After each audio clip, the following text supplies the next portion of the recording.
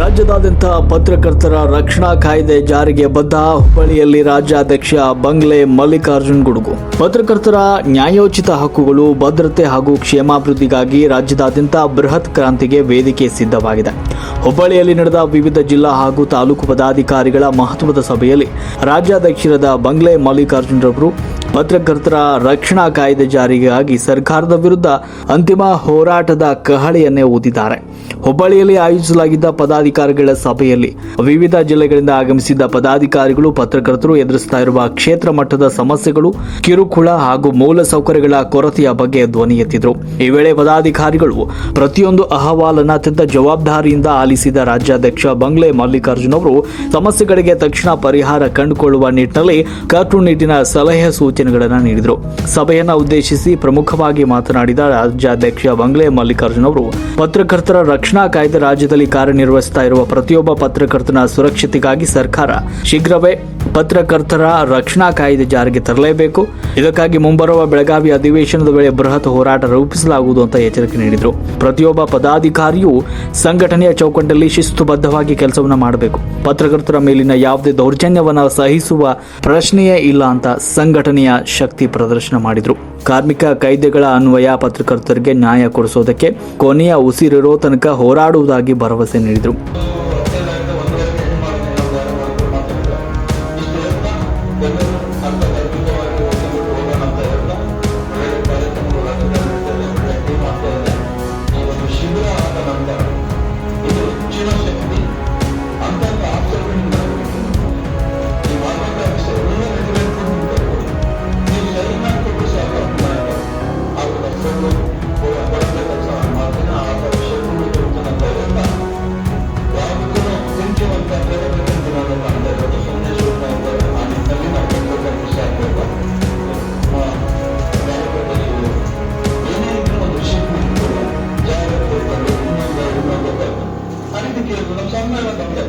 ನಮ್ದು ಸ್ಮರಣ ಸಂಚಿಕೆ ಮೊನ್ನೆ ಪ್ರಿಂಟ್ ಆಯ್ತು. ನಿಮ್ಮೆಲ್ಲರೂ ನ್ಯಾಯ ಕೊಡ್ರಿ, 34% ನೀವು ತಗೊಳ್ರಿ. ಹೇಳಿ ಕಾರ್ಯಕ್ರಮ ಹಾಕೊಡ್ರಿ, ಇಲ್ಲ ಸ್ಮರಣ ಸಂಚಿಕೆ ಕೊಡ್ರಿ. ನಿರ್ಣಯವಾಗಿರ್ತದೆ. ಏನು ಹೊಸೂರಿಗೆ ಬಂದಂತ ಹೇಳಕ್ಕೆ ಸರ್ ನಾವು ಕೇಳ್ತಿರೋದು ಬೇರೆ. ಆದ್ರೆ ಅರ್ಧಕ್ಕಾದ್ರೂ ನೀವು ತಗೊಳ್ರಿ. ಒಂದು ಅರ್ಧ ಪುಸ್ತಕ ಪ್ರಿಂಟ್ ಆಯ್ತು. ಇನ್ನೇನು ಬೇಕು? ಧ್ಯಾನ ಕೊಡ್ಬೇಕ? ನೀವು ಎಲ್ಲರೂ ರಾಜ್ಯಗಳು ಯಾರು ಕೊಡೋದು. ಒಬ್ಬ ರಾಜ್ಯಾಧ್ಯಕ್ಷ ನಾನು ಹೇಳ್ತೇನೆ, 50% ನೀವು ತಗೊಳ್ಳಿ, 50% ಕೊಡಬೇಕು. ನನಗೆ ಇದರಿಂದ ನಿಮ್ಮಕ್ಕೋಸ್ಕರನೇ ನನ್ನ ಪ್ರಾಣ ಬರ್ತಾ ಕೊನೆಯದಾಗಿ ಒಂದು ಮಾತು ಹೇಳ್ಬೇಕಂತ ನಾನು ಮಾತಾಡ್ತಾರೆ ಮುಗಿಸ್ಕೊಡೋ ಅಂತ ಹೇಳ್ತಾ, ಶ್ಮಶಾನವು ಅನುಕರಿಸುತ್ತದೆ ಶರೀರದಿಂದ ಹೂವುಗಳಿಂದ, ಆದರೆ ಹೂವು ತುಂಬ ನಾವಿರುವ ಕೊಳೆತ ಕೆಟ್ಟ ಮನಸ್ಸುಗಳಿಂದ. ಆ ಕೊಳೆತ ಕೆಟ್ಟಂತ ಮನಸ್ಸುಗಳು ಎಂದಿಗೂ ಇನ್ನೆಂದಿಗೂ ನೀವಾಗಲಿ ನಾವಾಗಲಿ ಆಗಬಾರದೆಂಬ ವಿನಯಪೂರ್ವಕರ ವಿನಂತಿಯೊಂದಿಗೆ ನನ್ನ ಮಾತಿಗೆ ವಿರಾಮ.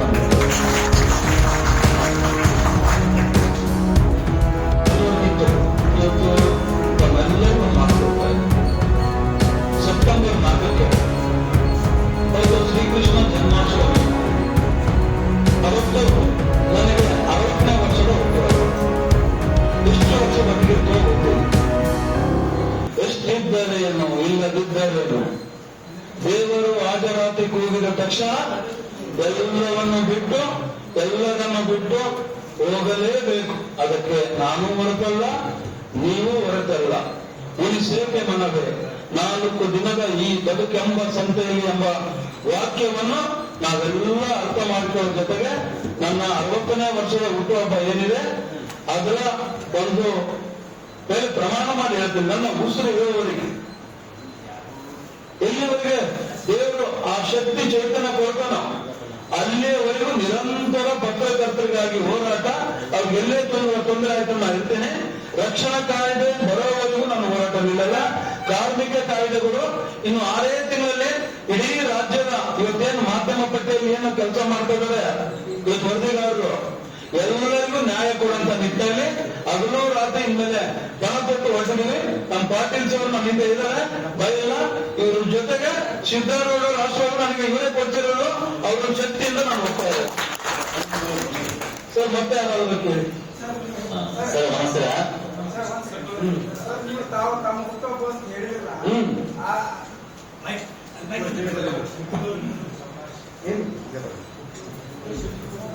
ಇದೇ ಸಂದರ್ಭದಲ್ಲಿ ರಾಜ್ಯ ಉಪಾಧ್ಯಕ್ಷ ಎಸ್ ಪಾಟೀಲ್ ರವರು ಕೂಡ ಪದಾಧಿಕಾರಿಗಳಿಗೆ ಸಾಂಸ್ಥಿಕ ಶಿಸ್ತು ಹಾಗೂ ಮುಂದಿನ ಯೋಜನೆಗಳ ಕುರಿತು ಪ್ರಮುಖ ಮಾರ್ಗದರ್ಶನವನ್ನು ನೀಡಿದರು.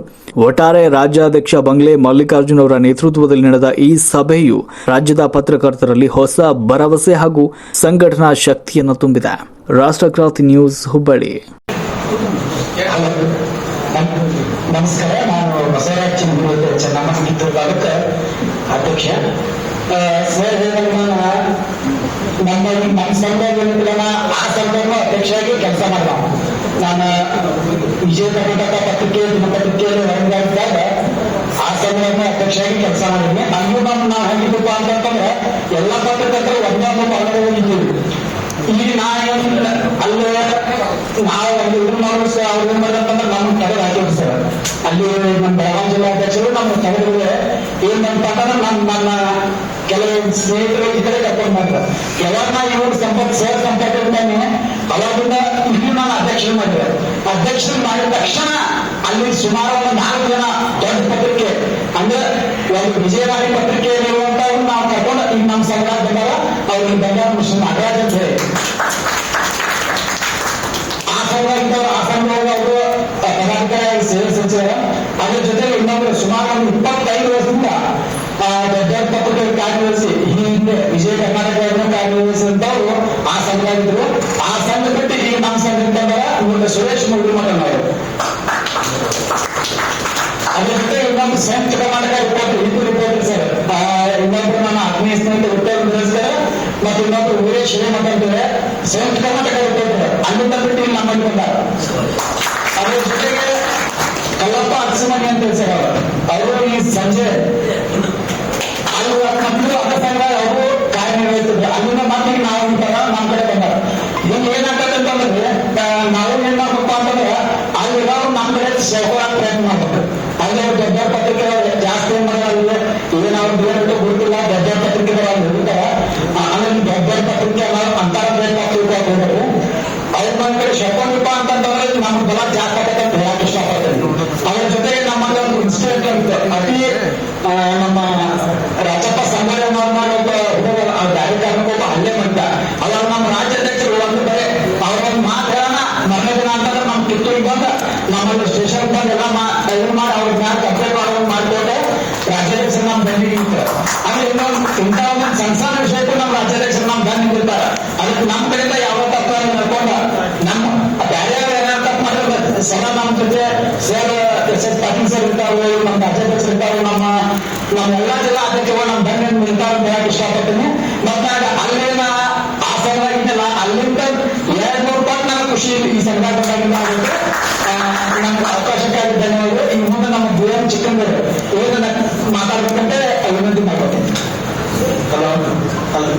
ಹಾಗೆ ಎಲ್ಲ ಪತ್ರಿಕಾ ಮಿತ್ರರಲ್ಲಿ ಹಾಗೂ ಅಧ್ಯಕ್ಷರಲ್ಲಿ ವಿನಂತಿಸುತ್ತಾ ನಮಗೆ ಮತ್ತೊಮ್ಮೆ ನಮಸ್ಕರಿಸುತ್ತಾ ನಾನೀಗ ಬರಕ್ ಕಾರಣಪ್ಪ ಅಂತಂದ್ರೆ ತಳೂರು ಸೈನಿಕರು ಏನ್ ಮಾಡ್ತಿದ್ರು ಆ ಒಂದು ಪ್ರಶ್ನೆ ಒಂದು ಅಂಗಡಿ ಇರ್ತಾರೆ.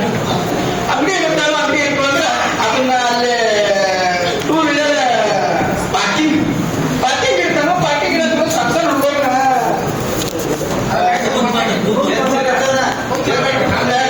ಆ ಸಣ್ಣ ಹುಡುಗರಿಂದ ಇಟ್ಟ ಅವ ಕೆಲಸ ಮಾಡ್ತಾನ.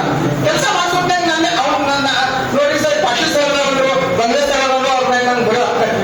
ನಮ್ಮ ಪದಾಧಿಕಾರಿಗಳೆಲ್ಲ ಸ್ವಾಗತ ಕೊಡ್ತಾ ಇವತ್ತು ದಯಮಾಡಿ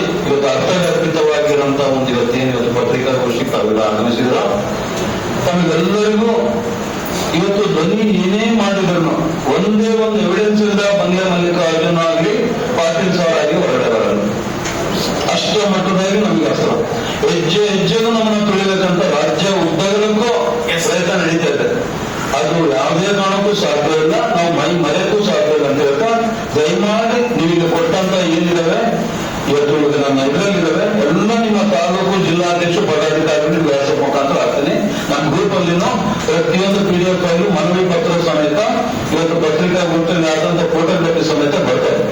ತಮ್ಮ ಸೋಷಿಯಲ್ ಮೀಡಿಯಾ ಪತ್ರಿಕೆ ಚಾನೆಲ್ಗಳಲ್ಲಿ ದೊಡ್ಡ ಮಟ್ಟ ಸುದ್ದಿ ಎಬ್ಬಿಸಿ ಇವತ್ತು 100 ವರ್ಷ ಇತಿಹಾಸ ಅಂತ ಮಹಾನುಭಾವ ಸ್ಥಾಪಿಸಿದಂತ ಒಂದು ಸಂಸ್ಥೆ ಯಾವೊಂದು ಅಧೋಗತಿಗೆ ಹಣದ ಆಸೆಗೆ ತಂದಿದ್ದಾರೆ ಅಂತ ಇದು ಬಹಿರಂಗ ಆಗಬೇಕು, ಇಡೀ ರಾಜ್ಯಾದ್ಯಂತ ಚರ್ಚೆ ಆಗಬೇಕು, ಶಾಸಕರಿಗೆ ಗೊತ್ತಾಗಬೇಕು. ಇವತ್ತು ಶಾಸಕರು ಮುಖ್ಯಮಂತ್ರಿಗಳು ಇವತ್ತು ಅವ್ರು ಕೇಳ್ಬಿಟ್ರೆ ವರ್ಷಕ್ಕೆ 25 ಲಕ್ಷ 30 ಲಕ್ಷ ಹಣ ಕೊಡ್ತಾರೆ.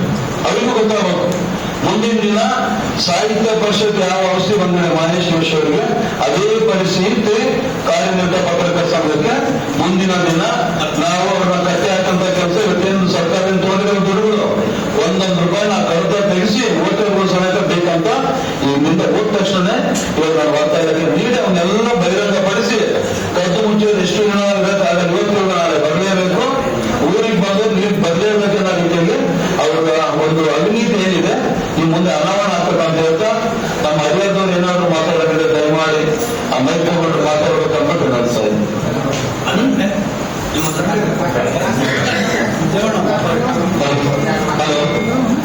ದೇವಣ್ಣವರು ದೊಡ್ಡ ಮಟ್ಟದಲ್ಲಿ ಅವ್ರು ಕುಂತಲ್ಲೇ ಸುದ್ದಿಗಳನ್ನ ಸೃಷ್ಟಿ ಮಾಡಿಬಿಡ್ತಾರೆ. ಇಡೀ ನಾಡಿನ ಚಾನಲ್ಗಳೆಲ್ಲ ದೊಡ್ಡ ದೊಡ್ಡ ಚಾನಲ್ಗಳಲ್ಲಿ ಮಾಡಿ ಕುಂತಲ್ಲೇ ರಿಮೋಟ್ ಆಗುವಂತ ಶಕ್ತಿ ನಮ್ಮ ದೇವಣ್ಣವ್ರಿಗೆ ಅಂತ ಈ ಸಂದರ್ಭದಲ್ಲಿ ನಾನು ಹೆಮ್ಮೆಯಿಂದ ಹೇಳಿದೆ. ಅಂತವರು ನಮ್ಮ ಸಂಘಟನೆ ಮೆಚ್ಚಿ ನಮ್ಮ ರಾಜ್ಯ ಕಾರ್ಯಕರ್ತ ಸಮಿತಿ ಆಗಿದ್ದಾರೆ. ಅದೇ ರೀತಿಯಾಗಿ ನಮ್ಮ ಸ್ಟೇಟ್ ಏನಿದ್ದಾರೆ ಅಲ್ಲಿ ಅಧ್ಯಕ್ಷ ಪ್ರತಿಯೊಬ್ಬರು ಅವರ ಎದುರಿಸ್ಬಿಟ್ಟು ಆ ಕಡೆ ಸಂಘವನ್ನ ಕಟ್ಟಿ ಹಾಕಿ ಆ ರೀತಿಯಾಗಿ ಗುಂಡಿಗೆಯಿಂದ ಸಾಕ್ತಿರೋದು ನಿಜಕ್ಕೂ ಇಂಥ ಗಟ್ಟಿಗಳು ನಮ್ಮಲ್ಲಿ ಇದ್ದಾರೆ ಅಂತ ಸಂತೋಷ. ಇವತ್ತು ಜೋಳು ಇದ್ದಿದ್ರೆ ಈ ಮಟ್ಟದ 3 ವರ್ಷದಲ್ಲಿ ಈ ರೀತಿ ಹೋಗ್ತಾ ಇದ್ದಿಲ್ಲ. ಅದಕ್ಕೆ ನಾನು ಹೆಮ್ಮೆ ಪಡ್ತೀನಿ ಅಂತ ದೇವಣ್ಣವ್ರ ಮಾತಾಡ್ಬೇಕಂತ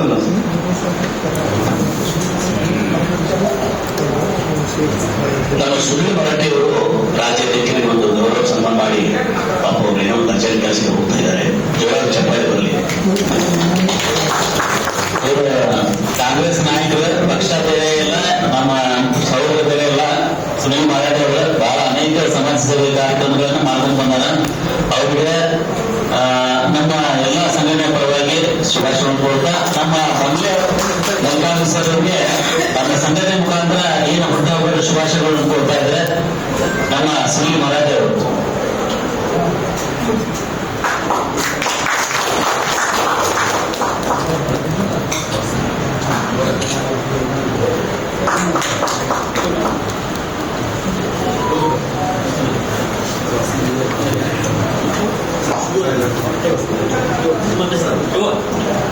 ಮಾಡಿದ್ದಾರೆ ಸಂಪನ್ಮೂಲ ಕ್ರೋಢೀಕರಣ ಮತ್ತು ಒಗ್ಗಟ್ಟಿನ ಪ್ರದರ್ಶನ. ನಾವು ಈಗ ಎಲ್ಲ ಕೂಡ್ಕೊಂಡು ಅದು ನಿಭಾಯಿಸುವಂತ ಒಂದು ಕಾರ್ಯಕ್ರಮ ಹೌದಾ. ಈ ಕೆಲವರು ಯಾರಾದ್ರೂ ಮಾಡ್ತಕ್ಕಂಥ ಕೆಲಸ, ಎಲ್ಲರೂ ಕೂಡ ಮಾಡ್ತಕ್ಕಂಥ ಕೆಲಸ. ಈಗಾಗಲೇ ನಮ್ಮ ಅಧ್ಯಕ್ಷರಾಗಿ ನಮ್ಮ ಸಂಘಗಳು ನನ್ನ ಕಡೆ ಬಂದು ಈಗ ಒಂದು ಮುರುಗಿ ಪೋಸ್ಟ್ ಸ್ಟೋರೇಜ್ ಬಗ್ಗೆ ಕಾರ್ಪೊರೇಷನ್ ಆಗಿದ್ರಿ ನಮ್ಮ ವಿಧಾನಸಭೆ ಎದುರಿಗೆ ಬಹಳ ಉತ್ತಮವಾದ ಜನ, ಬಹಳ ಇವರು ನಡೆಸಿರ್ತಾರೆ. ಅವರು ಇವಾಗ ನಾನು ಸ್ವಲ್ಪ ಬಾಡಿಗೆ ಸ್ವಲ್ಪ ಹೆಚ್ಚಿಗೆ ಇದ್ರು. ಕಡಿಮೆ ಪ್ರಮಾಣದ ಬಾಡಿಗೆ ಏನಾದರೂ ನಿಲ್ಸ್ಕೊಂಡು ಹೋಗೋದಾಗಿತ್ತು. ಪ್ರಾರಂಭದಲ್ಲಿ ಪ್ರಾರಂಭ ಮಾಡಬಹುದಾಗಿತ್ತು. ಸ್ವಲ್ಪ ಬಾಡಿಗೆ ಹೆಚ್ಚಾಗಿರುವುದರಿಂದ ಡಿಪಾಸಿಟ್ ಹೆಚ್ಚಾಗಿರುವುದರಿಂದ ಸ್ವಲ್ಪ ನಾವು ವಿಳಂಬ ಮಾಡಿದ್ವಿ. ಮುಂದಿನ ದಿನಗಳಲ್ಲಿ ನೀವೆಲ್ಲರೂ ಒಗ್ಗಟ್ಟಾಗಿ ನಾವು ಕೈ ಕೊಡ್ತೀವಿ ಅಂತ ನೀವು ಚಟ್ಟಿ ನಾಯಕರು ಮುಂದೆ ಬಂದರೆ ಖಂಡಿತವಾಗ್ಲೂ ಒಳ್ಳೆಯ ಒಂದು ಒಟ್ಟಿಗೆ ಕಾರ್ಯ ಮಾಡ್ತೀವಿ. ಬಹಳ ಇಡೀ ಸಮಾಜವೇ ಬೇಕಾಗುವಂತ ನಿಂತು ನೋಡುವಂತ ಒಂದು ಪತ್ರಿಕೆ ಕಾರ್ಯ ಮಾಡ್ತೀವಿ. ಸರ್, ನೀವು ಅದರಲ್ಲಿ ಕೇಳಿದ ವಿಷಯ ನವೀನ್ ಪಾಟೀಲ್ ಮರಾಠಿಸಬೇಡಿ. ನವೀನ್ ಪಾಟೀಲ್ ಅವರು ಬಹಳ ಉತ್ತಮವಾದ ಪ್ರಶ್ನೆ ಕೇಳಿದ್ರಿ. ಸಮಾಜದ ಒಳಿತಿಗಾಗಿ ಮಾಡ್ತಕ್ಕಂಥ ಏನು ವಿಳೆಯಲ್ಲ ಅವ್ರು ಕ್ಲಿಕ್ ಮಾಡಿ ಅಧಿಕಾರಿಗಳ ಮೆಚ್ಚುವಂಥದ್ದು ಜನ ಮೆಚ್ಚುವಂತ ಕೆಲಸನೇ ಮಾಡಿದ್ದಾರೆ. ನೀವು ಯಾರನ್ನೂ ಕೂಡ ಕೈ ಚಾಚುವಂತ ಅವಶ್ಯಕತೆ ಬೇಕಿಲ್ಲ. ಗೊತ್ತಾಗ್ತಲ್ಲ ಇರುತ್ತೆ ಹಣಕ್ಕಾಗಿ. ಅದಕ್ಕೆ ನಾನು ಪ್ರಶ್ನೆ ಏನು ನೀವು ಮೀರಿ ಅದು ರಾಂಗ್. ನಾನೇನ್ ಹೇಳ್ತೀನಿ ಅಂದ್ರೆ, ಒಬ್ಬ ವ್ಯಕ್ತಿ ನನ್ನ ಪತ್ರಕರ್ತರೆ 4 ವಾಹಿನಿಯ ಡಿಜಿಟಲ್ ವಾಹಿನಿ ವರ್ಕ್ ಮಾಡ್ತಾರೆ. ಅದು ಸರಿನಾ ತಪ್ಪ ಅಂತ ಅದು ನಮ್ಗೆ ಎಲ್ಲ ಕಡೆ ಸಾಲಿನ ತಗೋತಾರೆ. ಬೇರೆ ಬೇರೆ ಕಡೆ ಬೇರೆ ಅಂತ ಕಮಿಟ್ಮೆಂಟ್ ತಗೊಂತಾರೆ. ಆ ಒಬ್ಬ ವ್ಯಕ್ತಿ ತಪ್ಪು ಮಾಡೋದ್ರಿಂದ ಇಡೀ ಪತ್ರಕರ್ತರ ಸಮುದಾಯಕ್ಕೆ ಹೆಸರು ಕೆಟ್ಟು ಬರ್ತಾರೆ. ಅಲ್ಲೊಂದು ಸರಿನಾ ತಪ್ಪ ಹೇಳೋರು ಒಬ್ಬ ಪತ್ರಕರ್ತ 4-5 ವಾಹಿನಿಗಳಲ್ಲಿ ಕಾರ್ಯ ಮಾಡ್ತಾನೆ, ಅವ್ನು ವಿಡಿಯೋ ಮಾಡ್ತಾನೆ ಅಂತ ಹೇಳಿದ್ರಿ. ಬಹುಶಃ ಸರಿ ಅಲ್ಲ ನನ್ನ ವಿಚಾರ. ಜವಾಬ್ದಾರಿಯಿಂದ ಒಂದು ಮಾಡಬಹುದು, ಸಂಪೂರ್ಣವಾಗಿ ಒಂದೇ ವಾಹಿನಿಯಲ್ಲಿ ಕೆಲಸ ಮಾಡಬಹುದು. ನಿಮಗ ಏಕಂದಾಗ ಇನ್ನೊಂದನ್ನ ಟ್ರೈನ್ ಮಾಡ್ಕೋಬಹುದು. 3 ಮಾಡಬೇಡಿ, 4 ಮಾಡಬೇಡಿ, 5 ಮಾಡಬೇಡಿ. ಸ್ವಂತ ತಾವೇ ಉಂಟಾಗಿರೋ ಖುಷಿ ಇದೆ ನಮಗೆ, ಖುಷಿ ಇದೆ ನಮಗೆ. ಹೀಗಾಗಿ ಇವನ್ನೆಲ್ಲರೂ ಒಪ್ಕೋಬೇಕು. 1ರಿಂದ 2 ಮಾಡ್ರಿ, 3ರಿಂದ ಕೈ ಹಾಕ್ಬೇಡ್ರಿ.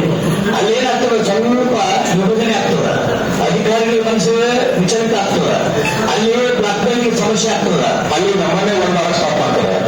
ಎಸ್, ಅದು ಸನ್ನಿವೇಶಗಳು ಹೆಚ್ಚಾಗ್ತವೆ. ಅವರ ನುಡಿ ಸಂಗತಿ ಕರೆಕ್ಟ್ ಹೇಳ್ತಾ ಇರೋದು. ದಯವಿಟ್ಟು 1ರಿಂದ 2 ಮಾಡ್ರಿ, 3ರಿಂದ 2 ಕೈ ಹಾಕ್ಬೇಡ್ರಿ. ಒಂದೇ ಮಾಡೋದು ಸೂಕ್ತ ನನ್ನ ವಿಚಾರಕ್ಕೆ. ಅವರು ನಮ್ಮ ಮಾಲಕರು, ಅವರು ಪಬ್ಲಿಕ್ ಫೈಟ್ ನಾನು ನಡೆಸ್ತಾ ಇರೋದ್ರ, ನಾನು ವೈದಿಕ, ಅವರು ಮಾಲಕರು. ಈ ಪಬ್ಲಿಕ್ ಫೈ ಹುಟ್ಟಾಕ ಕಾರಣ ಸರ್, ನಾ ಅದ್ರ ನಿಯತ್ತಲ್ಲೇ ನಿಮ್ಗೆ ಏನ್ ಕಳ್ಸಿರಿ? ಈಗ ನೀವು ನನಗೆ ಏನು ಎದುರು ಕಳಿಸ್ತೀರಿ? ಹೊರಗಡೆ ಸುದ್ದಿನ ಮಾಡಿ ನನ್ನ ಚಾನಲ್ ಕೊಡ್ರಿ ಅಂತ ಹೇಳ್ತೀರಿ. Correct sir? ನನಗೆ 15,000 ರೂಪಾಯಿ ಪೇಮೆಂಟ್ ಕೊಡ್ತಾ ಇರ್ತಾರೆ. ಎಷ್ಟು ತಿಂಗಳಿಗೆ ಸರ್? ತಿಂಗಳಿಗೆ 15,000. ನನ್ನ ಮನೆ ಬಾಡಿಗೆ 4,500,000. ನನ್ನ ತಂದೆ ತಾಯಿ ಕಾಯಿಲೆಯಿಂದ ಬಳಲ್ತಾ ಇದ್ದಾರೆ. 15,000ದಾಗ 4,500,000 ಬಾಡಿಗೆ ಕೊಟ್ಟು 10,000 ರೂಪಾಯಿ ನನ್ನ ತಂದೆ ತಾಯಿಗೆ ನಾ ಬೇರೆ ಊರಿಗೆ ಕೊಟ್ಟು ಕಳಿಸ್ಬೇಕು. ಅಲ್ಲಿಗೆ ನನ್ನ ಕಡೆ ಓದಿರೋದು 500 ರೂಪಾಯಿ. ಸರ್ ಬಹಳ ಚೆನ್ನಾಗಿ 4-5 ಚಾನಲ್ ಮಾಡಿದ್ದೀರಿ, ಅಲ್ಲೂ ತಗೊಳ್ತಾರೆ, ಇಲ್ಲೂ ತಗೊಳ್ತಾರೆ. ಸರ್ ನಾನು ಇಡೀ ಹುಬ್ಳಿ ಧಾರವಾಡ ಅಡ್ಡಾಡ್ಬೇಕು. ತಿಂಗಳಿಗೆ ನನ್ನ ಗಾಡಿ ಪೆಟ್ರೋಲ್ ಖರ್ಚು ಯಾವ್ದು ಎಷ್ಟು ಬರುತ್ತಂದ್ರೆ ಇಮ್ಯಾಜಿನೇಷನ್ ಇಟ್ಟ ಸರ್ ನಿಮ್ಗೆ? ತಾವು ಎಲ್ಲರೂ ಓಡಾಡ್ತೀರಲ್ಲ ಸರ್, ಎಷ್ಟು ಖರ್ಚಿದೆ ಸರ್ ಪೆಟ್ರೋಲ್ಗೆ? ಸರಿ, ಹೌದಾ ಸರ್? ಒಂದು ಇದು ಕ್ಲಿಯರ್ ಸರ್. ಎರಡನೇದು, ಇನ್ನೊಂದು ಊಟ ಹಾಕಿದ್ರು, ಇನ್ನೊಂದು ಮಾಡಿದ್ರು. ಸರ್ ನಾವು ಪತ್ರಕರ್ತರು, ನಮಗೆ ಎಲ್ಲರೂ ಬೇಕು ಸರ್. ಲಿಮಿಟೇಷನ್ ಅನ್ನೋದು ಪತ್ರಕರ್ತರು ಯಾರು ಬರೋಕ್ಕಾಗಲ್ಲ. ನಾನು SS ಪಾಟೀಲ್ ಸರ್ ಬಗ್ಗೆ ಬರೀಬೇಕಾಗುತ್ತೆ, ಮನೋಜ್ ದೊಡ್ಡ ಅವ್ರ ಬಗ್ಗೆ ಬರೀಬೇಕಾಗುತ್ತೆ, ಸಂಗನಗೌಡ ಬಗ್ಗೆ ಬರೀಬೇಕಾಗುತ್ತೆ, ಇಲ್ಲಿ ಕೂತ್ಕೊಂಡಿರೋರು ಎಲ್ಲರ ಬಗ್ಗೆ ಬರೀಬೇಕಾಗುತ್ತೆ. ನಾನು ಆಯ್ಕೆಗಳಾಗಿ ನಾನು ಅದಕ್ಕೆ ಸೆಲೆಕ್ಟ್ ಮಾಡಿದ್ರೆ ನಾನು ಪತ್ರಕರ್ತ ಅನ್ಸ್ಕೊಳ್ಳಲ್ಲ ಸರ್. ನಾನು ಇಡೀ ರಾಜ್ಯದ ಮೂಲೆಯದ ಎಲ್ಲಾನು ಬರೀಬೇಕು. ನಾನು ನನಗೆ ಎಲ್ಲರೂ ಬೇಕು.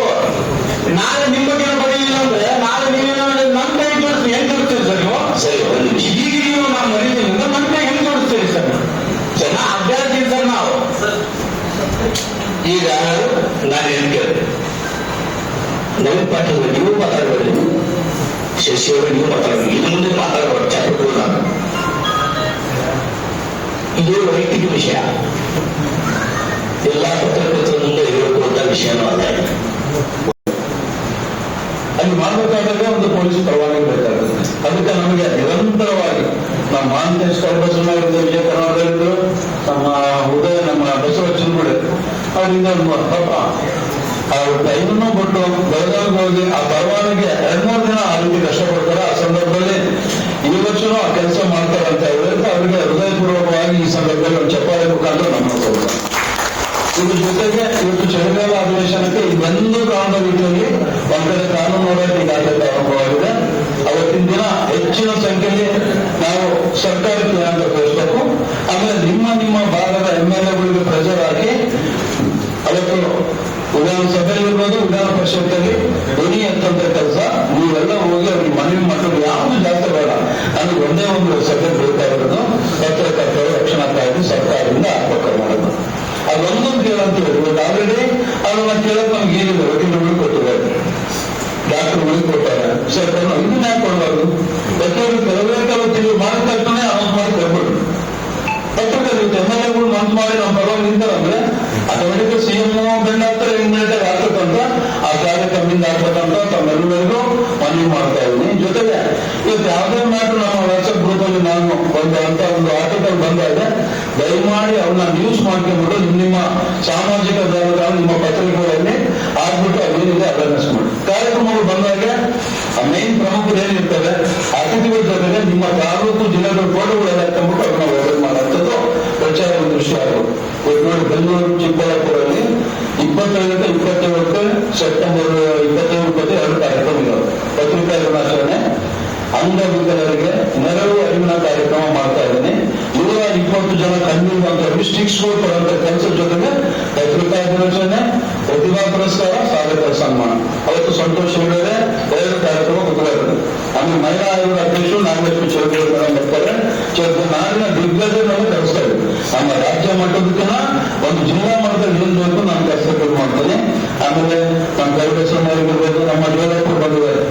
ಅವತ್ತಿನ ಕಾರ್ಯಕ್ರಮ ಏನಿತ್ತಂದ್ರೆ ರಾಜ್ಯ ಕಾರ್ಯಕ್ರಮ ಬಹಳಷ್ಟು ನಾನು 80% ತಾಲೂಕು ಅಧ್ಯಕ್ಷರು ಯಾರಿಗೂ ನಾನು ಫೋನ್ ಮಾಡೋಕ್ಕೂ ಆಗಿಲ್ಲ, ಒಬ್ಬರಿಗೂ ನಾನು ಒಬ್ಬ ಜಿಲ್ಲಾಧ್ಯಕ್ಷರು ನಾನು ಇನ್ವಿಟೇಷನ್ ಕೊಡೋಕ್ಕಾಗಿಲ್ಲ. ಈ ಸಂದರ್ಭದಲ್ಲಿ ಹೆಚ್ಚಿನ ಒತ್ತಡ ಒಬ್ಬರ ಮೇಲೆ ಹೆಚ್ಚು ಭಾರ ಬಿದ್ದಿರೋದ್ರಿಂದ ದಯಮಾಡಿ ಎಲ್ಲರ ಕಳಕಳಿಯಾಗಿ ಆ ಒಂದು ಸಣ್ಣ ಪುಟ್ಟ ಇದರಿಂದ ಕಾರ್ಯಕ್ರಮ ಅಭೂತಪೂರ್ವ ಯಶಸ್ವಿ ತಗೊಂಡು ಬಂದೇನೆ. ಆ ಸಣ್ಣ ನ್ಯೂನತೆನ ದೊಡ್ಡ ಮನಸ್ಸಿಂದ ಕ್ಷಮಾಪಣೆ ಮಾಡಬೇಕಂದ್ರೆ ಯುವಕರ ಮೂಲಕ ನಾನು ಕೇಳ್ತಾ ಇದ್ದೀನಿ. ಇವರ ಜೊತೆಗೆ ಯಾವುದೇ ಇರಲಿ ನಮ್ಮದು ನಾವಂತ ಒತ್ತ ಆ ರೀತಿ ಹೋದಂತ ಕಾರ್ಯಕರ್ತ ನಾವೆಲ್ಲ ಸಾಕ್ಬೇಕಂತ ಹೇಳ್ತಾ ನೋಡಿ. ಹಿಂದೆ ಇದೇ ನಮ್ಮ ಕೇವಲ 3 ಜನ ಇದ್ರು ಆ ತಾಲೂಕಲ್ಲಿ.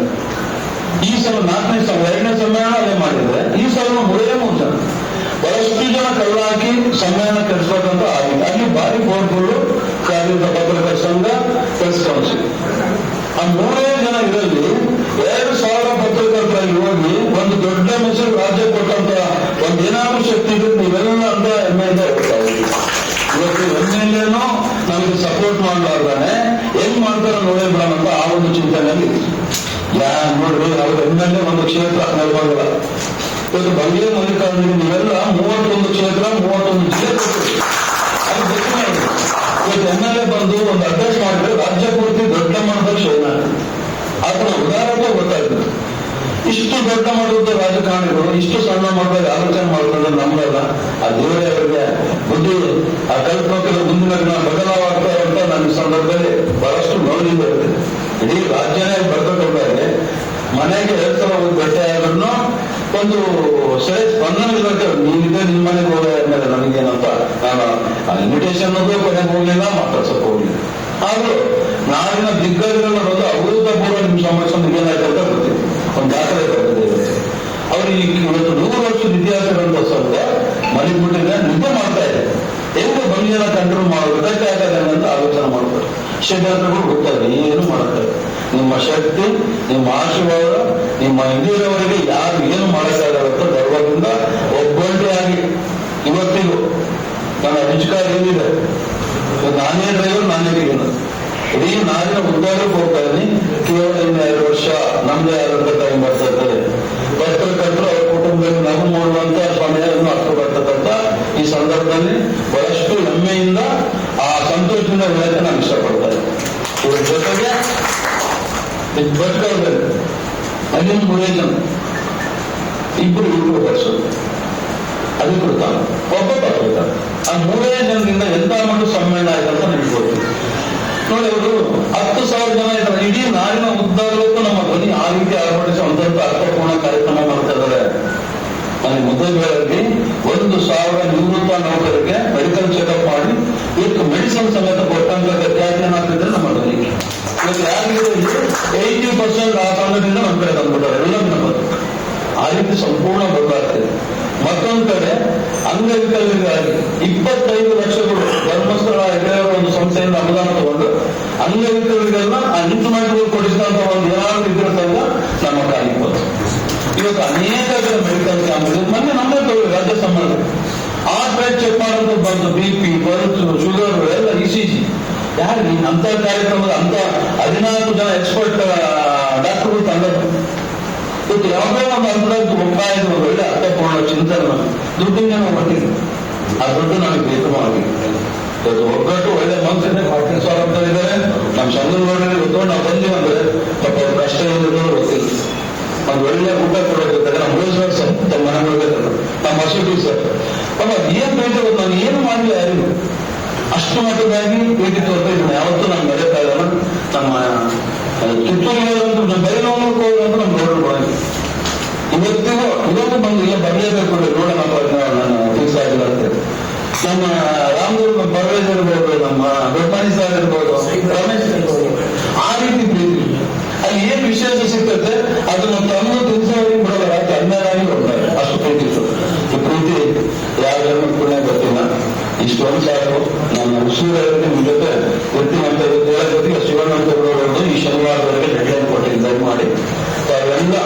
ಶನಿವಾರ ಮುಖಾಂತರ ಒಂದು ಡ್ರಾಫ್ಟ್ ರೆಡಿ ಮಾಡ್ತೇನೆ. FIR ದಾಖಲೆ ಡೌನ್ಲೋಡ್ ಮಾಡಿ ಹಾಗಾಗಿ ತಾಲೂಕು ಇಲ್ಲದೆ ತಾಲೂಕು ದಂಡಾಧಿಕಾರಿ ಬರೀ ಒಂದು ರಾಜ್ಯಪಾಲರಿಗೆ ತಹಸೀಲ್ದಾರ್ ಮುಖಾಂತರ ರಾಜ್ಯಪಾಲರನ್ನು ಸಿಎಂ, ಮತ್ತೊಂದು ಈ ಕಡೆ ಅದು ಜಿಲ್ಲಾಧಿಕಾರಿ ಡಿಸ್ಟಿಕ್ ನಲ್ಲಿ ಬಂದರು ಜಿಲ್ಲಾಧಿಕಾರಿ ಮುಖಾಂತರ ರಾಜ್ಯಪಾಲರನ್ನು ಸಿಎಂ ಕೊಡಂತ ಕೆಲಸ ಸಾರ್ವಜನಿಕ ಹುದ್ದೆಯಿಂದ ಫಸ್ಟ್ ಇವನ್ನ ರದ್ದುಗೊಳಿಸಬೇಕು ಅವನ ಸ್ಥಾನ ಈ ತರ ಮಾಡಿ ಎಲ್ಲರೂ ಲೆಟರ್ ಪ್ಯಾಡಲ್ಲಿನೇ ನಿಮ್ಮ ಪದವಿಗಳನ್ನೆಲ್ಲ ಹಾಕೊಂಡ್ಬಿಟ್ಟು ಅದ್ರ ಮುಖಾಂತರ ಇಡೀ ರಾಜ್ಯಾದ್ಯಂತ ಇದು ಸಂಚಲನಾಗಿ ಇವತ್ತೇನ್ ಹೇಳ್ತಾರಲ್ಲ ನಮ್ದೇ ನಮ್ದೇ ನಮ್ದೇ ಅಂತ ದೊಡ್ಡ ಮಹಾನುಭಾವ ಮಾಡಿದಂತ ಸಂಸ್ಥೆಗೆ ಇಂತಹ ಕೆಲಸಗಳು ಮಾಡಿ ಆರೋಪ ಕೊಡ್ಕೊಂತಾರೆ ಅಂದ್ರೆ ಇದಕ್ಕಿನ ನಾಚಿಕೆ ಏನಿಲ್ಲ. ಇನ್ನೇನೆ ಅವರು ಎಲಿಮೆಂಟ್ಸ್ ಇರಲಿ ಇದೊಂದೇ ಪಾಯಿಂಟ್ ನೀವು ಬಿಡಿ ನಿಮ್ಗೆ FIR ಮಾಡಿ ಅಂತ ಹೇಳ್ತಾರೆ ಸರ್.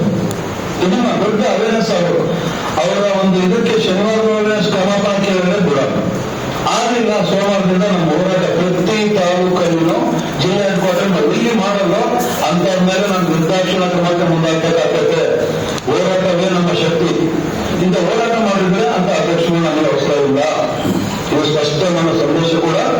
ಇನ್ನು ಇವಾಗ ಟ್ರಸ್ಟ್ ಒಂದು ಮಾಡಿದ್ವಿ, ಇನ್ನೊಂದು 300 ಜನ ಗ್ರೂಪ್ ಮಾಡಕ್ಕೂ ಟೈಮ್ ಆಗ್ತದೆ ಎಲ್ಲರೂ ನಾನು ನಂದು ಅದೊಂದು ಮಾಡಿದ್ಮೇಲೆ ನಾವು ಹಿಂದಿನ ನೋಡಂತ ಪರಿಸ್ಥಿತಿ ಬರುವಂತ ಈ ಸಂದರ್ಭದಲ್ಲಿ ಹೇಳ್ತಾ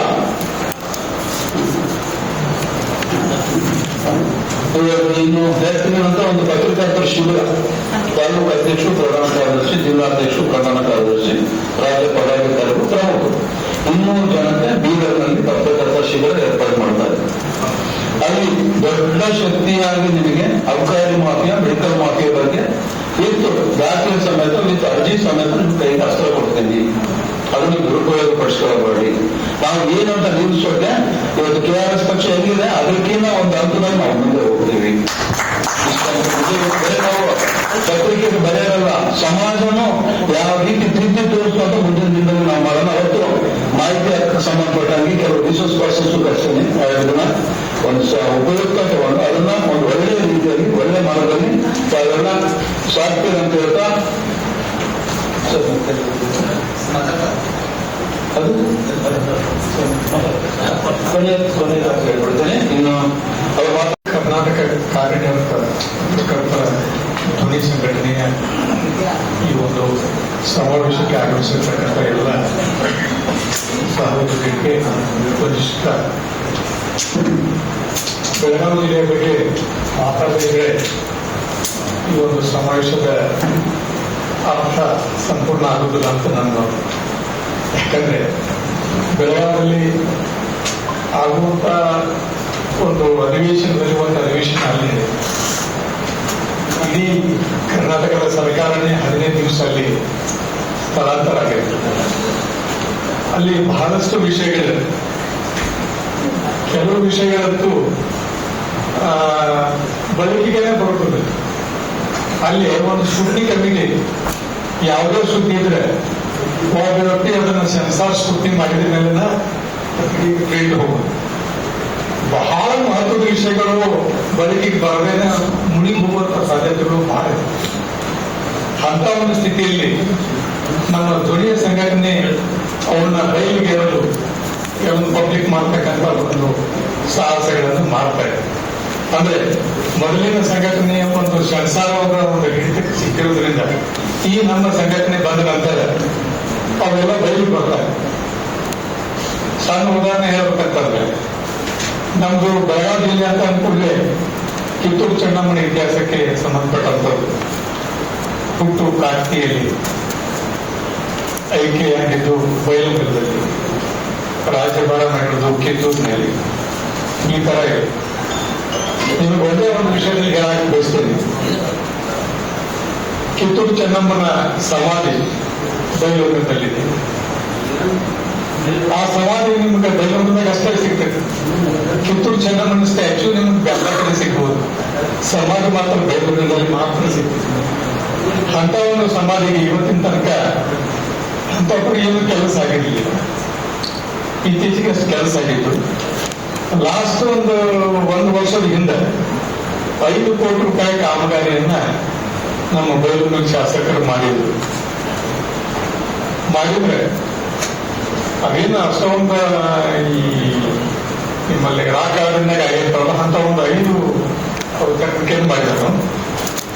ಅದು ಎಷ್ಟು ಖರ್ಚಾಗೈತಿ ಎಷ್ಟು ಬರ್ತೈತಿ ಅಂತ ಅದ್ರ ಬಗ್ಗೆ ನಮ್ದು ಆರೋಪ ಇಲ್ಲ.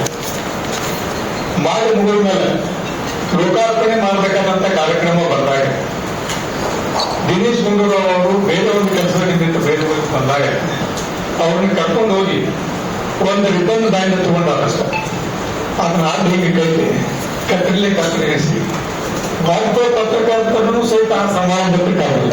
ಸರ್ಕಾರದ ವತಿಯಿಂದ 5 ಕೋಟಿ ರೂಪಾಯಿ ಖರ್ಚು ಮಾಡಿದಂತ ಕಾಮಗಾರಿಯನ್ನು ಲೋಕಾರ್ಪಣೆ ಮಾಡುವಾಗ ಪತ್ರಕರ್ತರನ್ನು ಸಹಿತ ಅದಕ್ಕೆ ಆಹ್ವಾನ ಮಾಡಿಲ್ಲ.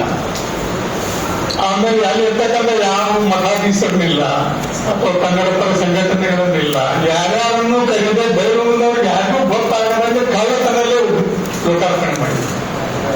ಅದನ್ನ ನಾನು ನನ್ನ ಮಲಪ್ರಭೆ ಮಾಡಿದ್ರು ಸುದ್ದಿವಾಹಿನಿ ಮೂಲಕ 2 ಸಲ ಬಿಟ್ಟಿಸಿ. ಇಂಥ ಒಂದು ವಿಷಯ ನಮ್ಮ ಬೆಳಗಾವಿ ಜಿಲ್ಲೆಯ ಯಾವ ಪತ್ರಿಕೆಯಲ್ಲಿಯೂ ಯಾವ ಇದರಲ್ಲಿ ಸಹಿತ ಬಂದಿದೆ, ಸುದ್ದಿ ಮಾಧ್ಯಮದಲ್ಲಿಯೂ ಸಹಿತ ಬರದೇ ಇರತಕ್ಕಂಥದ್ದು ಬಹಳ ಒಂದು ನೋವಿನ ವಿಷಯ. ಆದ್ರೆ ಮಹತ್ವದ ವಿಷಯಗಳು ಅವನ್ನ ಮುಚ್ಚಿ ಹಾಕೋದಕ್ಕೆ ನಮ್ಮ ಬೆಳಗಾವಿ ಜಿಲ್ಲೆಯಂತ ಉದಾಹರಣೆ ಮತ್ತೊಂದು ಕಡೆ ಎಲ್ಲೂ ಸಿಗುವುದಿಲ್ಲ. ಇಂಥ ವಿಷಯಗಳನ್ನು ನೋಡಿ ನಾ ಏನ್ ಕೇಳ್ತಾ ಇದ್ದೇನೆ, ಸಮಾಧಿ ವಿಷಯವನ್ನ 5 ಕೋಟಿ ರೂಪಾಯಿ ಖರ್ಚು ಮಾಡಿದ್ದಾರೆ, ಸರ್ಕಾರದಿಂದ 5 ಕೋಟಿ ರೂಪಾಯಿ ಖರ್ಚು ಮಾಡಿದ್ದಾರೆ.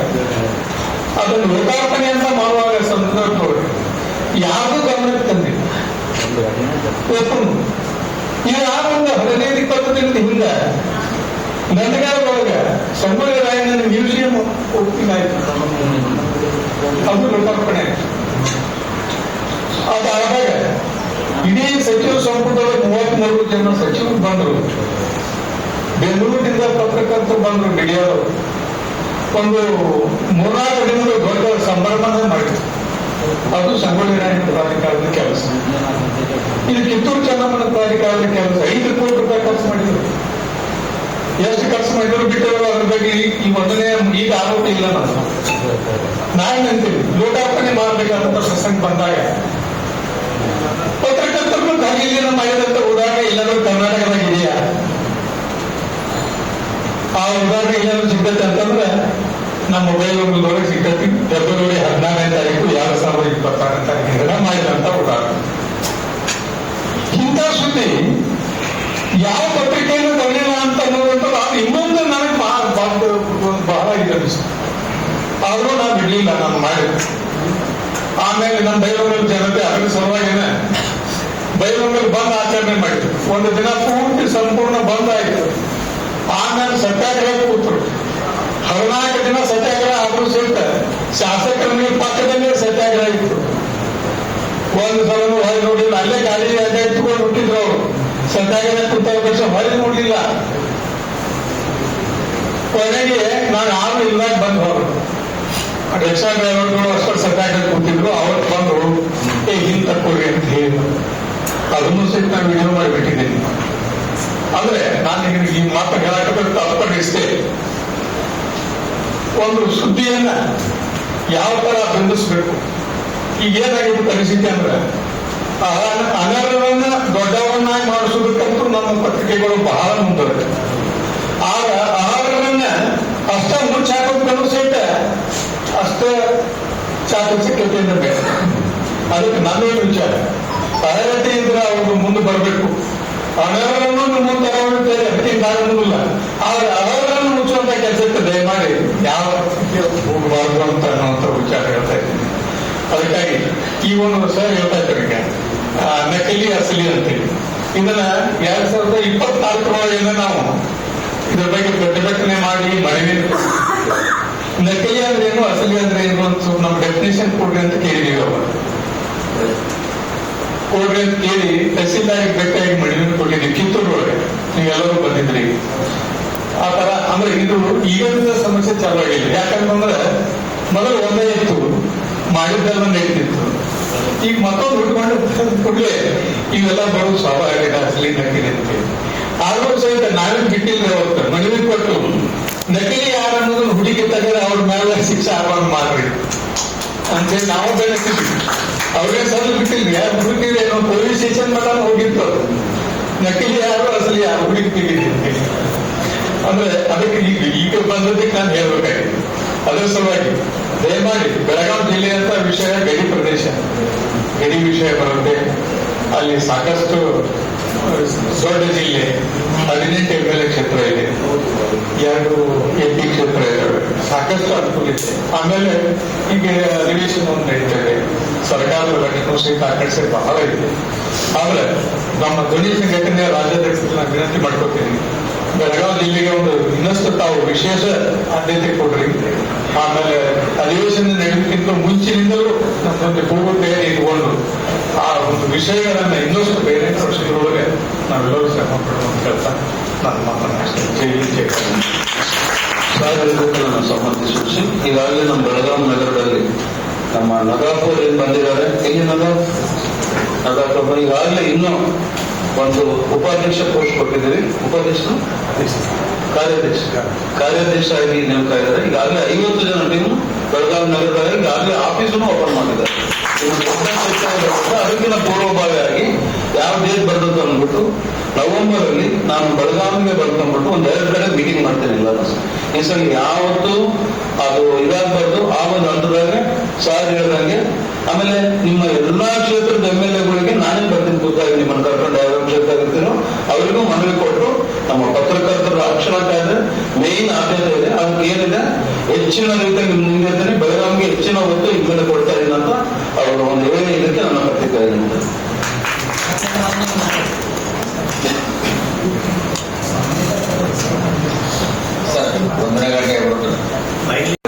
ಸರ್ ನಿಮಗೆ ನಮಸ್ಕಾರ ಸುತ್ತ ನಿಮ್ ಹುಟ್ಟುಹಬ್ಬ ಅಂತ ಹೇಳಿದ್ರು. ನನಗೆ ಏನಾಯ್ತು ಅಂತಂದ್ರೆ ನನಗೆ ಕೋವಿಡ್ ಸಂದರ್ಭದೊಳಗ ನನಗೆ ಕೋವಿಡ್ ಆಗೈತೆ ಅಂತೇಳಿ ನಮ್ಮ ಈ ತಗಲೂರು ಸಂಘಿಯವರು ಕಲ್ಲಪ್ಪ ಅಕ್ಷಮಿ ಸತ್ತ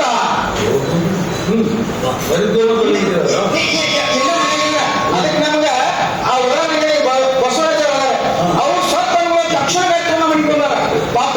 ತಕ್ಷಣ ಬಂದು ಪಕ್ಕ ನಮ್ಮ ಪಕ್ಕ ಕುಂತ್ಕೊಂಡು ಒಂದು ಫೋಟೋ ಹಾಕಿ ಸುಳಿ ಮಗ ಸತ್ತ ಸುಳಿ ಮಗ ದಲಿಪ ಅಂತೇಳಿ ಅದೊಂದು ಫೋಟೋ ಎಲ್ಲಾರು ಅದನ್ನು ಪ್ರಚಾರ ಮಾಡಿದ್ರು. ಅಂದ್ರೆ ಎಂತಹ ಮೀಸು ಅಂದ್ರೆ ಅದಕ್ಕೆ ದೇವರ ನೀವು ನಮ್ಮ ಜೊತೆ ಇರ್ತೀರಿ, ಭಗವಾನ್ ನಿಮ್ಗೆ ದೊಡ್ಡ ಆಯುಷ್ಯವನ್ನು ಕೊಟ್ಟು ನಿಮ್ಗೆ ದೊಡ್ಡ ಸಂಪತ್ತನ್ನು ಕೊಟ್ಟಿನ ಆಯುಷ್ಯ ನಾನು ಕೇಳ್ಕೊಳ್ತಾರೆ. ಕಲ್ಲಪ್ಪ ಸರ್ ಒಂದು ಒಳ್ಳೆಯ ವಿಷಯದ ಬಗ್ಗೆ ಅವ್ರ ಬಗ್ಗೆ ತಮ್ಮ ನಿಷ್ಕರ್ಮ ಮಠದ ಗುರುಗಳಾದಂಥ ನಿಜಮಾನಂದ ಸ್ವಾಮಿಯವರ ನಮ್ಮ ಕಾರ್ಯಕ್ರಮ ಕಲಿಯಬೇಕಂತ ಹೋದಾಗ ನಾವು ನಮ್ಮ ಕಲ್ಲಪ್ಪ ಅವರು ನಮ್ಮ ಸುಮಾರು ಒಂದು 5 ಜನ ಅವ್ರ ಮಠಕ್ಕೆ ಹೋಗಿದ್ವಿ. ಅಲ್ಲಿ ಊಟ ಅಂತಂದಿಲ್ಲ ಅವ್ರ ಮನೆಗೆ ಆಮೇಲೆ 11:30 ಆಗ್ತಾ ಬಂತು. ಅಷ್ಟೊತ್ತಿಗೆ ನಮ್ಮ ಕಲ್ಲಪ್ಪ ಅವರು ಅವ್ರ ಮನೆಯಲ್ಲಿ ಬರೋತ ಇದ್ದು 6-7 ಜನಕ್ಕೆ ಅಂತ ಮಾಡಿ ಸ್ವೀಟ್ ಅಡಿಗೆ ಮಾಡಿಸಿ 12 ಗಂಟೆ ಊಟ ಹಾಕಿದ ಪುಣ್ಯಾತ್ಮ. ಅವತ್ತು ಅದನ್ನ ನಾನು ನಮ್ಮ ಶಬ್ದಗಳಲ್ಲಿ ಬರ್ದಿದ್ದೆ. ಇವತ್ತು 50,000 ಜನ ನಮ್ಮ ಫೇಸ್ಬುಕ್ ಅಲ್ಲಿ ನೋಡ್ತಾರೆ. ಅದಕ್ಕಾಗಿ ಯಾವತ್ತೂ ನಮ್ಮ ಕಲ್ಲಪ್ಪನ ಮರೆಯಲ್ಲ. ಇವತ್ತು ಕಲ್ಲಪ್ಪನ ನನ್ನ ಬಗ್ಗೆ ನಿಮ್ಗೆ ಗೊತ್ತಾಗ್ತದೆ. ಮಾತು ಕೊಟ್ಟು ನಾನು ಪ್ರಾಣ ಕೊಡ್ತೇನೆ ಹೊರತು ಹಿಂಗಿರುವಂತ ಉದಾಹರಣೆ ನನ್ನ ಜೀವನದಾಗ ಇದು ಸತ್ಯ ಕೂಡ. ಅಧ್ಯಕ್ಷರೇ ನಮಸ್ತೆ.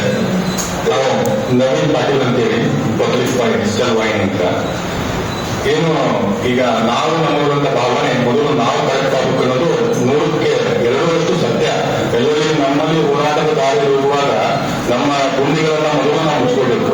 ಆ ನಿಟ್ಟಿನಲ್ಲಿ ಒಂದು ಪ್ರಶ್ನೆ ಅಧ್ಯಕ್ಷರೇ, ಅದು ತಪ್ಪಿದ್ರೆ ತಾವು ನನ್ನ ಕ್ಷಮಿಸಬೇಕು. ಏನು ನಾವು ಪತ್ರಿಕಾ ರಂಗದಲ್ಲಿ ಇದ್ದೇವೆ ಇದ್ದಾಗ ಡಿಜಿಟಲ್ ಮಾಧ್ಯಮದಲ್ಲಿ ಏನಾಗ್ತಾ ಇದೆ, ಒಬ್ಬ ಒಂದು ವ್ಯಕ್ತಿ ಏನ್ ಮಾಡ್ತಾನೆ, ನಮ್ಮ ಪತ್ರಕರ್ತರು ಬೇರೆ ಪ್ರಶ್ನೆ ಅಲ್ಲ, ಒಂದು 5-6 ವಾಹಿನಿಯನ್ನ ರಿಪೋರ್ಟ್ ಮಾಡ್ತಾರೆ. 5-6 ಕಡೆನೂ ಅವರು ಏನು ನೀವು ಹೇಳಿದ್ರಲ್ಲ ಹಣದ ಅಂಶಕ್ಕೆ ಕೈ ಹಾಕ್ಕೊಳ್ಳಿ, ಆ ಒಂದು ಪರಿಸ್ಥಿತಿಗೆ ತಮ್ಮ ಒಂದು ಒಪಿನಿಯನ್, ಒಂದು ಕಿವಿ ಮಾತು ನಮಗೂ ಸರಿ ಆಗ್ಬೇಕು, ನಮ್ಮ ವ್ಯವಸ್ಥೆ ಸರಿ ಆಗ್ಬೇಕು, ಆ ನಿಟ್ಟಿನಲ್ಲಿ ನನ್ನ ಪ್ರಶ್ನೆ. ಸರ್ ನಾನು ಹೇಳೋದು ವೃತ್ತಿಗೆ ಎಂದೂ ದ್ರೋಹ ಮಾಡಬೇಕಂತ ಈ ಸಂದರ್ಭದಲ್ಲಿ ಹೇಳ್ತಾ, ಇವತ್ತು ಅವ್ರ ಕೆಪಾಸಿಟಿ ಏನಿರುತ್ತೋ ಗೊತ್ತಿಲ್ಲ. ಇವತ್ತು ರವಿಬೇರೆ ಅಂತವರು ಬರೀ ಆರ್ಟಿಕಲ್ ಮಾಡಿಲ್ಲ, ನಿಮಗೆಲ್ಲ ಗೊತ್ತಿದೆ. ಕ್ರೈಮ್ ಸ್ಟೋರಿ ಮಾಡಿದ್ರು, ಮನಸ್ಸೇ ಮಾಡಿದ್ರು, ಅವ್ರ ಕೆಪಾಸಿಟಿ ಮೇಲೆ ಅವ್ರಿಗೆ ಆ ತಾಕತ್. ಇವತ್ತು ಹಗಲು ರಾತ್ರಿ ಶ್ರಮ ವಹಿಸಿ ಏನ್ ಬೇಕು ಮಾಡಿದ್ರು. ಇವತ್ತು ನಾನು ಸಾಮಾನ್ಯ ಪತ್ರಕರ್ತ, ನಮ್ಮ ತಾತ ಒಬ್ರು ಬಂಗ್ಲೆ ಕಾಯ್ತಿದ್ದ ಶ್ರೀಮಂತರು ಬಂದು ಅಂತ ಕುಟುಂಬದಲ್ಲಿ ಹುಟ್ಟಿದಂತ ನಾನು ಒಬ್ಬ ಸಾಮಾನ್ಯ ಪತ್ರಕರ್ತನಾಗಿ ಬಳ್ಳಾರಿ ಜಿಲ್ಲೆ ಸ್ವರೂಪದಲ್ಲಿ ಹೋಗಿ 2,500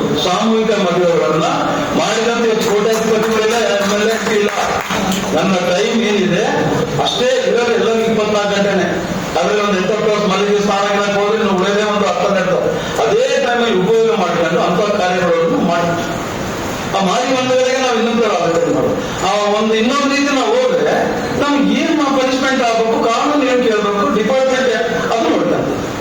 ಓಕೆ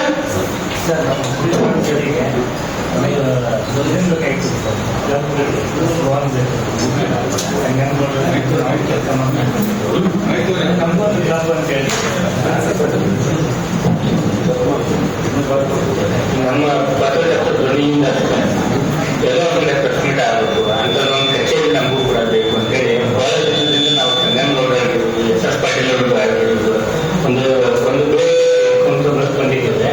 ಆ ಬೇಡಿಕೆ ಪೂರೈಕೆ ಆಗಬೇಕಂತೆ. ನಿಮ್ಮ ಅಭಿಪ್ರಾಯ ಬಹಳ ಉತ್ತಮವಾದ್ದು. ನೀವು ತುಂಬಾ ಸಾಲ ಮಾಡ್ತಿದ್ದೀರಿ, ಸಂತೋಷದ. ಕಡೆಯ